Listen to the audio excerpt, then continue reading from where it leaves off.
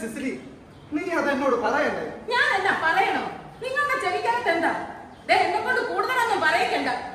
സിസിലിയെ, ഞാൻ എന്ത് തെറ്റാണ് നിന്നോട് ചെയ്തത്? ഏത് സമയം എന്നോട് ഇങ്ങനെ ശബ്ദം കൂടെ? ഒരു മഹാരോഗം. എന്തെങ്കിലും ജോലി പറയൊക്കെ ഉള്ളതാക്കിച്ചുമ്മ. നിങ്ങളുടെ താഴത്തെ നിങ്ങളുടെ മക്കളെന്നുള്ളൂ. എന്നെ അതിനൊന്നും കിട്ടില്ല.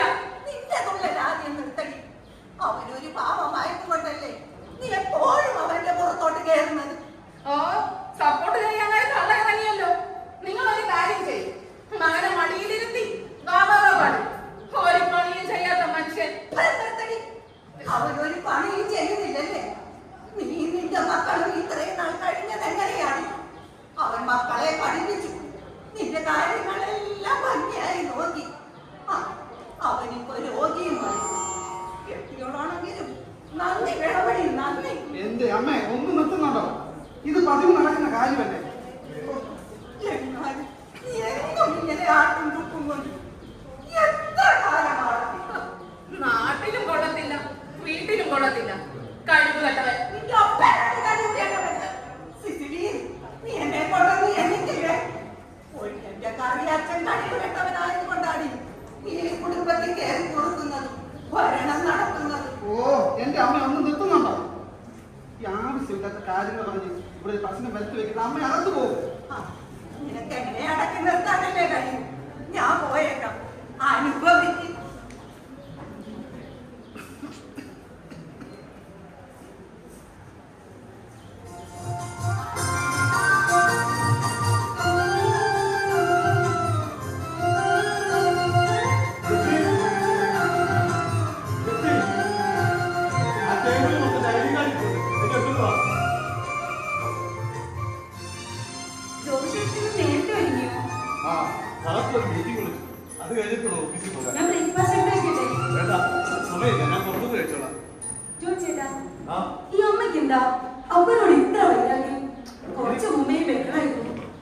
എനിക്കറിയില്ല, ചെറുപ്പം മുതലേ ഞാൻ കാണുന്നതാ.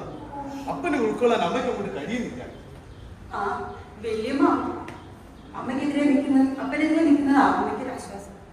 നിനക്കറിയാമോ, ഇവരുടെ വഴക്കിനിടെ ഞാൻ പലപ്പോഴും ഇടപെടാറുണ്ട്. ഞാൻ പറയുന്നത് അപ്പം കേൾക്കും. അമ്മയോ മലവെള്ളം വീഴുന്ന പോലെ ഓരോന്ന് പറഞ്ഞോണ്ടിരിക്കും. ഞാൻ ചെന്നിട്ട് ഉച്ചയാകും പൈസ കിട്ടാം. അതിലൊരു 10,000 കടക്കാരൻ കൊടുത്ത് ദിവസം കിട്ടും. ഞാൻ ഇറങ്ങട്ടെ. അപ്പൻ എന്തിനേക്കും പുറത്തിറങ്ങിയത്? വയ്യാത്തതല്ലേ? നിങ്ങൾക്കത് കാണുമ്പോൾ മനസ്സിലാവും. പക്ഷെ നിങ്ങളുടെ അമ്മയ്ക്ക് ഇതൊന്നും അറിയില്ല.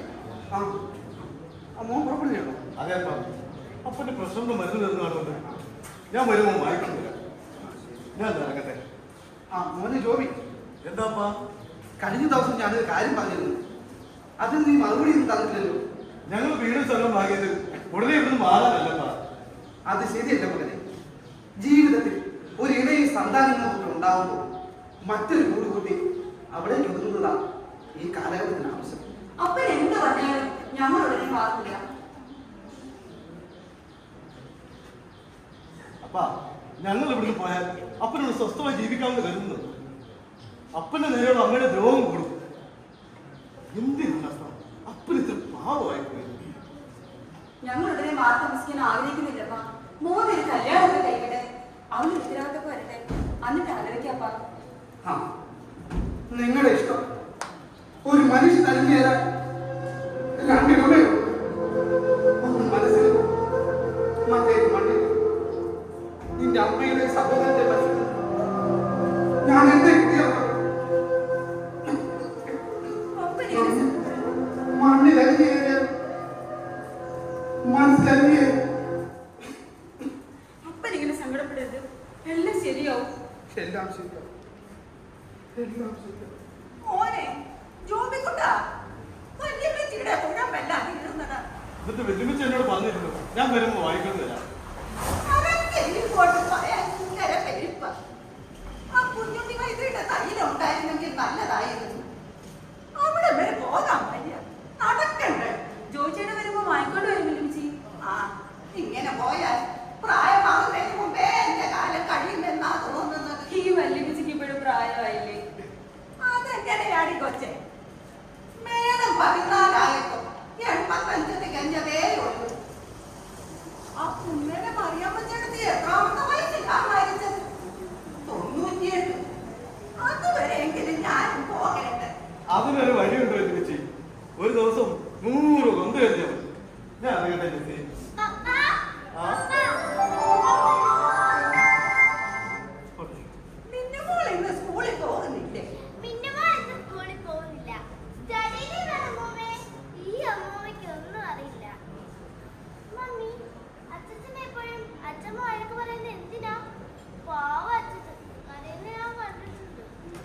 അത് വഴക്ക് പറയുന്നതല്ല മിന്നു.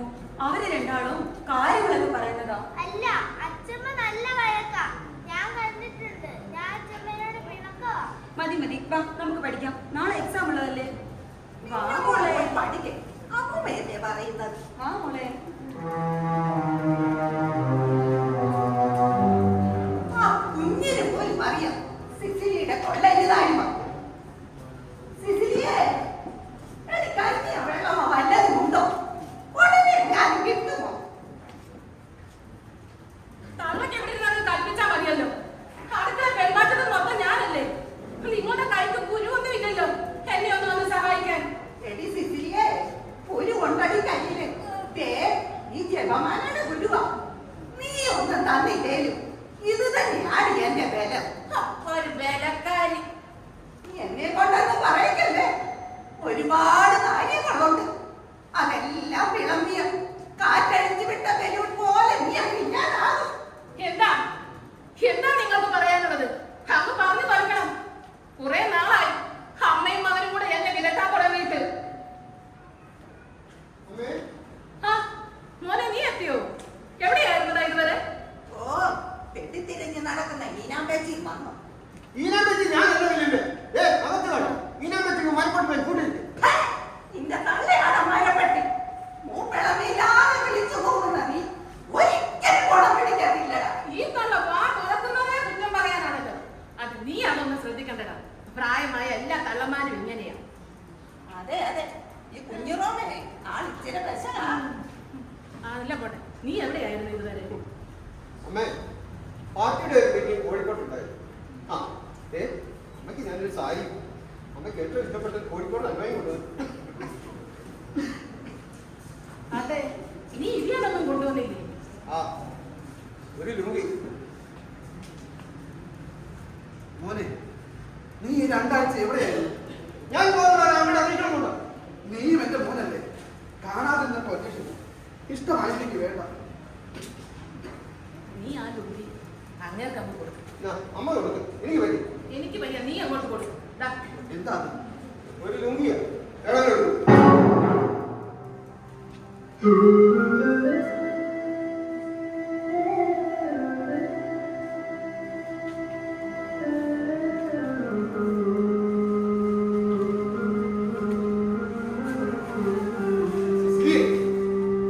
കുഞ്ഞുനാളെ ഇവൻ വാസിപ്പിച്ച് കരയുമ്പോ ഇത്തിരിക്ക് നുടുക്കൂര് നമ്മളെ എറിയുമായിരുന്നു. നീ ഓർക്കുന്നുണ്ടോ? അതുപോലെ ആയിരിക്കില്ലെന്ന് ഞാനത് വിശ്വസിക്കുക. ഓ, അതിനിപ്പോ തെന്നപ്പെടാൻ എന്താ ഉണ്ടായത്? അവൻ അത് അങ്ങോട്ട് ഇട്ട് തന്നതല്ലേ. നിങ്ങൾ അത് പിടിക്കണമായിരുന്നു. ക്രിക്കറ്റ് കളിക്കാതെ പോലെ ചാടി പിടിക്കാൻ താണിയില്ല സിസിലിയെ. ഓ, എന്തു പറഞ്ഞാലും ഒരു താർക്കുത്തരവും പരിഹാസവും. വാ മോനെ, നമുക്കകത്ത് പോകാം.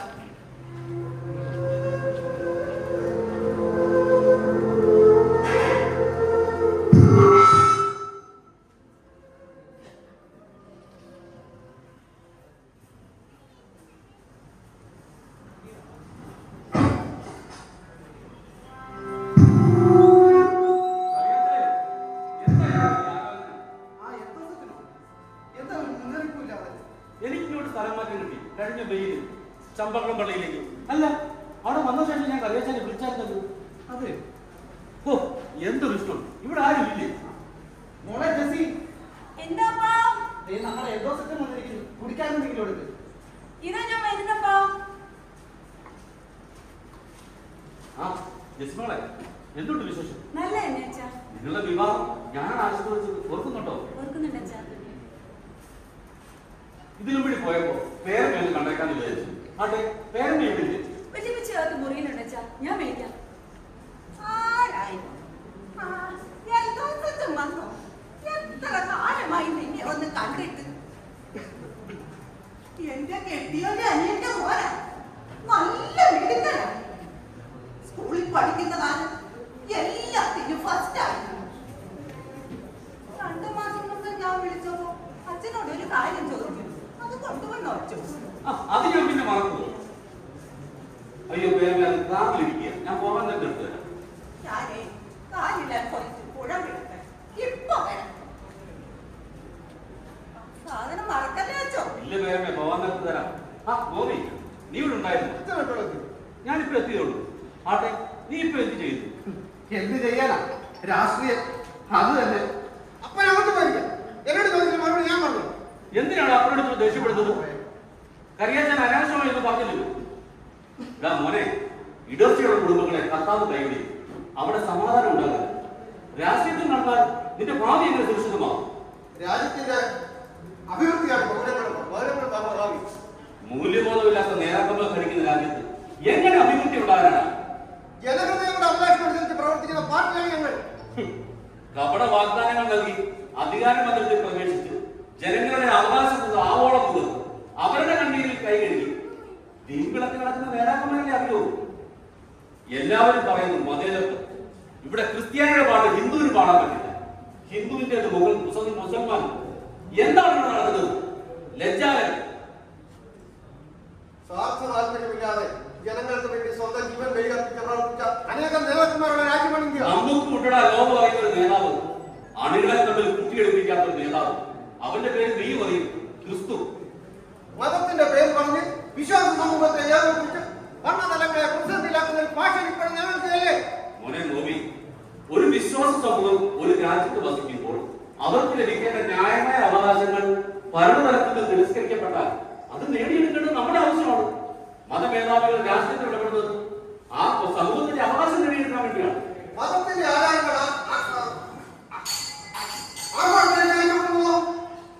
അത് തെറ്റാണ്. നമ്മുടെ സമയം അങ്ങനെയുള്ള കാര്യങ്ങളെ പ്രോത്സാഹിപ്പിക്കുന്നില്ലല്ലോ. മൂല്യബോധമുള്ള വ്യക്തികളെ വാർത്തെടുക്കാൻ വേദപ്രബോധനങ്ങൾ നൽകിട്ടോ പുതിയ തലമുറയെ പിടിച്ചെടുക്കാൻ സാധിക്കാത്ത മോനെ, മൂല്യബോധമുള്ള സമൂഹത്തെ വാർത്തെടുക്കാൻ സഭയേക്കാൾ ഉത്തരവാദിത്വം കുടുംബത്തിനാണ്. കുടുംബത്തിൽ അപ്പനും അമ്മയും സ്നേഹത്തോടെയുള്ള ജീവിതം കാണുന്ന കുട്ടികൾ മൂല്യബോധമുള്ളവരെ വളരും. ആട്ടെ, എനിക്ക് പോകാൻ സമയം. നീ പേരമോട് പറഞ്ഞു, ഞാൻ ഇറങ്ങിയ.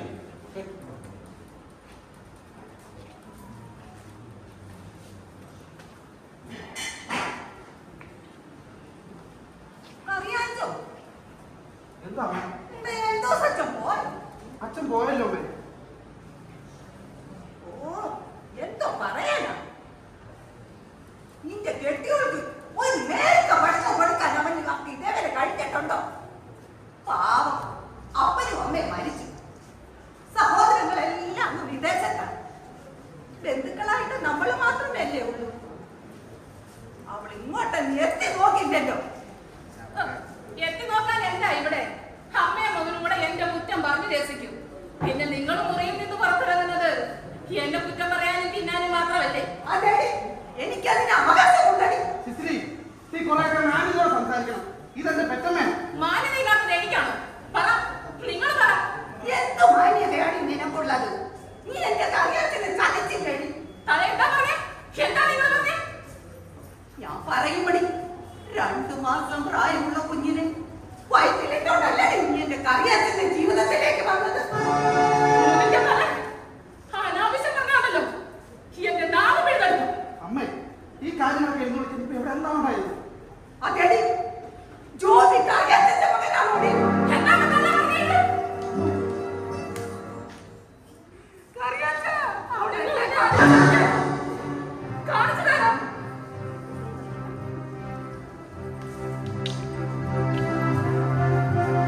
കണ്ടോടാ, എന്നോട് കാണിച്ചത്. ഈ കുടുംബത്തിലെ സമാധാനം നടത്തുമ്പോൾ നമുക്ക് തൃപ്തിയായില്ലേ? എത്ര നാളിത് മനസ്സിലിട്ടോണ്ട് എന്നെ പൊട്ടിക്കഴിയുമടാ.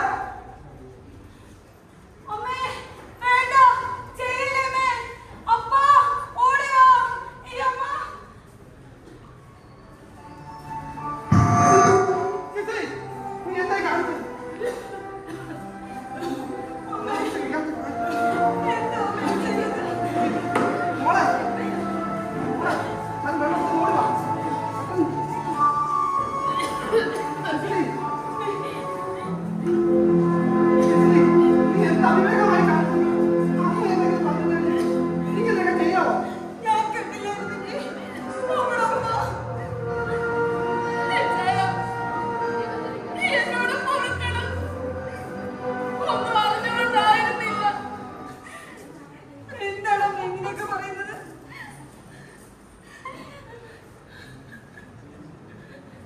ഇക്കാലം എത്രയും ഹൃദയം മുറിയുന്ന വേദനയോടെയാണ് ഞാൻ ജീവിച്ചത്. ആരോടും ഒന്നും പറഞ്ഞു മനസ്സിലാക്കാൻ പറ്റാത്ത അവസ്ഥ. എന്താ വേണ്ടായത്? സിസിലി. ഇത്ര മാത്രം സങ്കടപ്പെടാൻ സിസിലി, നീ അനാവശ്യ കാര്യങ്ങൾ സംസാരിക്കണ്ട. എന്താണ് അവള് പറയട്ടെ.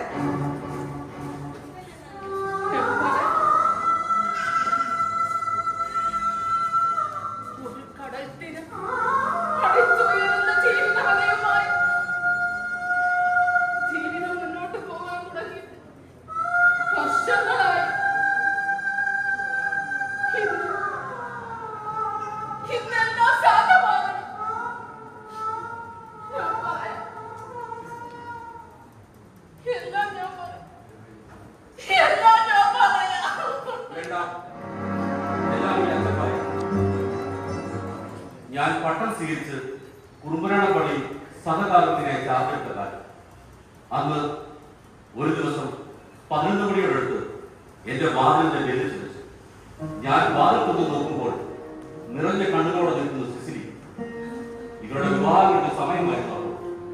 കറിയാച്ചൻ വന്നില്ലേ എന്നൊരു ചോദ്യത്തിന് ഒരു പൊട്ടിക്കരച്ചിലും എന്നെ രക്ഷിക്കണം എന്നുള്ള ഒരു യാതനയും. എന്റെ കർത്താവേ, പിന്നെ എന്താ ഉണ്ടായത്? ഇവരുടെ വിവാഹത്തിന് 2 മാസം മുൻപ് ഇവരുടെ ബികോം ബാച്ചിന്റെ റീയൂണിയനായിരുന്നു. ഉല്ലാസയാത്ര ഊട്ടിയിലേക്ക്. അവിടെ വെച്ച് സിസിലിയും കൂട്ടുകാരെയും പീഡിപ്പിക്കപ്പെട്ടു.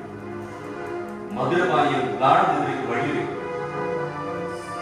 പക്ഷേ സിസിലിയുടെ ഉദരത്തിൽ ഇല്ല, ഈ ചൈന ഞാൻ ചതിച്ചിട്ടില്ല. ഞാൻ വഞ്ചിച്ചിട്ടില്ല. ഇതെന്റെ ഉള്ളിലെ കുറ്റബോധമാണ് അങ്ങയെ കുറ്റപ്പെടുത്തിക്കൊണ്ടിരുന്നത്. ഞാൻ സിസിലിയെ സമാധാനിപ്പിച്ചു. ഒന്നും സംഭവിച്ചിട്ടില്ല എന്ന് വിശ്വസിക്കുവാൻ. മത്തായിയുടെ സുവിശേഷം 18-ാം അധ്യായം 27-ാം വാക്യം ഞാൻ ഓർമ്മിച്ചു. മനുഷ്യന് അസാധ്യമായത് ദൈവത്തിന് സാധ്യമാണ്. അമ്മ ഇങ്ങനെ സങ്കടപ്പെടാതെ വയ്യാതല്ലേ? സിസിലി, നീ എന്റെ ഭാര്യാഭാഗം സ്വീകരിച്ച് എന്റെ ഭവനത്തിലേക്ക് കടന്നു വന്നപ്പോ നിന്റെ ശരീരത്തിൽ സംഭവിക്കുന്ന മാറ്റങ്ങളെ മനസ്സിലാക്കുന്ന ഒരാൾ ഇവിടെ ഉണ്ടായിരുന്നു. എന്റെ അമ്മ. വയറ്റിലുള്ള പെണ്ണിനെ വധുവായി സ്വീകരിക്കാൻ നിന്റെ തലയ്ക്ക് ഓളം നൽകി കൊടുത്തത് അമ്മയ്ക്ക് എന്നോടുള്ള സ്നേഹത്തിന്റെ ആധിക്യം കൊണ്ടാണ്. അവന് ചേർന്ന് ഇണയാൻ ഞാനാകും. ഉൽപ്പത്തി പുസ്തകത്തിലെ വാചകവും ദൈവം എനിക്ക് തന്നില്ല. നീയാണ് സിസിലി. ഈ ചായ എല്ലാം ഞാൻ പുറത്തുനിന്ന് കേട്ടു. അമ്മേ, പാരമ്പര്യ അവകാശപ്പെടാൻ വിധത്തിൽ പാൽ ജന്മമായി പോയി ഞാൻ. മോനെ, അങ്ങനെ പറയരുത്. ഞങ്ങളെയെല്ലാം സ്നേഹം കൊണ്ട് പൊതിഞ്ഞു പിടിക്കുന്ന നിന്റെ ജന്മം ഞങ്ങൾക്ക് പാടല്ലടാ. അപ്പന്റെ ഹൃദയത്തിന് എവിടെ കിട്ടിയപ്പ ഈ മേഘത്തിന്റെ മുമ്പിൽ മഞ്ഞിന്റെ പരിശുദ്ധി? മോനെ, ജന്മം കൊണ്ടല്ല കർമ്മം കൊണ്ടാ ബന്ധങ്ങൾ വളർന്നു. നീ എന്റെ സ്വന്തം മോനാണ്. രക്തബന്ധം ഇന്നതിന് ലോകത്ത് യാതൊരു വെളിയുമില്ല. സ്വന്തം കുഞ്ഞുങ്ങളെ ഉദരത്തിൽ വെച്ച് കശാപ്പ് ചെയ്യുമ്പോൾ വീഴുന്ന അവസാന ശ്വാസം ഈ സമൂഹത്തിന്റെ അന്തസ്സിൽ തഴുകുമ്പോൾ അന്യന്റെ ജീവനെ ചേർത്ത് പിടിക്കാൻ അവിടുന്ന് കാണിക്കുന്ന ഈ ത്യാഗം എന്നും കൂടെ പഠിപ്പിക്കപ്പോ. മോനെ ജോബി, ദുഃഖങ്ങളും ദുരിതങ്ങളുമാകുന്ന മുഴുവൻക്കിടയിൽ പരിഭവമില്ലാതെ സഞ്ചരിക്കുന്നവർക്ക് ദൈവിക ഭാവം ഉണ്ടാവും. എന്റെ സിസിലി, നിന്നോട് എനിക്ക് ഒരു പിണക്കവുമില്ല. കറിയാച്ചന്റെ ബുദ്ധിമുട്ട് കണ്ടപ്പോ ഞാൻ എന്തെങ്കിലുമൊക്കെ പറഞ്ഞിട്ടുണ്ടോ? നീ അതന്നെ ക്ഷമിച്ചേക്ക്. അപ്പ ഇതുപോലൊരു മകനെ വളർത്തി പഠിപ്പിച്ച് ഭർത്താവായി തന്നതിൽ എനിക്ക് നന്ദിയുണ്ട്. അതിലേറെ അഭിമാനവും. സിസിലി, നീ ഇനി അടുത്ത് വാ. മാറി നിൽക്കാം. ഇന്ന് എന്റെ ജീവിതത്തിൽ സമാധാനം എന്താണെന്ന് അറിയുന്നു. ഇനിയുള്ള കാലം എന്റെ ചൈന സ്നേഹിച്ച് കുറേ കാലം കൂടി ജീവിക്കണം. ദുഃഖങ്ങളും ദുരിതങ്ങളും നിറഞ്ഞ പരിവേഗത്തെയായിരിക്കും നിലാവിളിക്കുകയാണ് അറിയാച്ചത്. ഈ കുടുംബത്തിന്റെ സ്നേഹ നിലാവ് ഇതാ പേരവിധി റോമിൽ നിന്നുള്ള വെള്ളക്കുമ്പ. ഈ ജപമാനം ഈ കുടുംബത്തിന് ആശ്രയമാണ്. പരസ്പര കൂട്ടായ്മയോടെ ഈ കുടുംബം സ്വർണ്ണമായി മാറും.